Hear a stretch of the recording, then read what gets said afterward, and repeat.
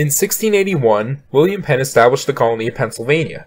Even in its early days, Pennsylvania was an economically prosperous colony with a thriving industry. There were many major industries in Pennsylvania during the colonial period. These included agriculture, shipbuilding, textiles manufacturing, and papermaking, just to name a few. The colony was also 90% covered by forests, which made it a prime location for logging and other wood-related industries. One industry that was seemingly destined to succeed in Pennsylvania from the very beginning was iron making. William Penn noted that there was high potential for iron production in the colony and actively encouraged citizens to start ironworks. He saw potential in iron making due to the discovery of vast deposits of iron ore, massive forests which provided charcoal, various streams to provide water power, among other natural resources. William Penn's observations were entirely correct. It did not take long for the iron-making industry to take off in the colony.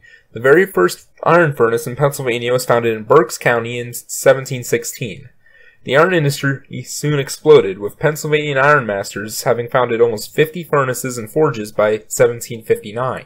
Around this time, Swedish Lutheran missionary Israel Eckerelius remarked that Pennsylvania, in regard to its ironworks, is the most advanced of all the American colonies. You may recall in a previous lesson that we had discussed the discovery of iron ore in Centre County, and how that had a huge impact on the development of the county, with many self-sufficient iron-making communities being established, which would thrive for many years. Centre County was not the only county to have this kind of influence. Iron ore deposits were plentiful, and the production of iron was widespread. By the early 1800s, the iron-making industry had been solidified in the central and western portions of the state. Throughout the 19th century, the iron industry grew rapidly in Pennsylvania.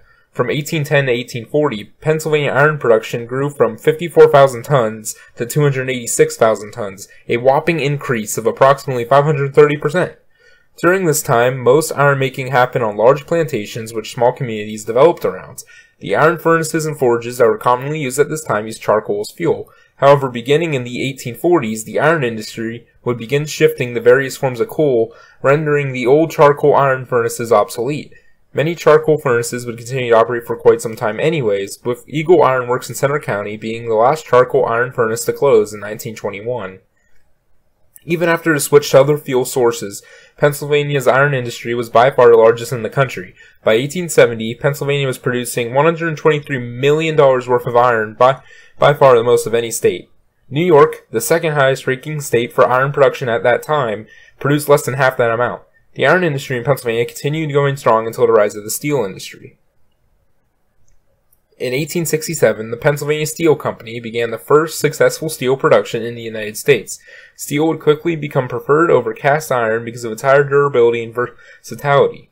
Steel would be used instead of iron for rails first. Eventually, almost all products that were originally made of iron would be made from steel. By 1892, steel mill output would surpass iron output for the first time in American history. Unlike the iron industry, which for most of its centuries-long history was made up of small iron-making communities independent from one another, the steel industry was mostly owned by large corporations. Steel companies often acquired iron furnaces to produce pig iron needed for their steel.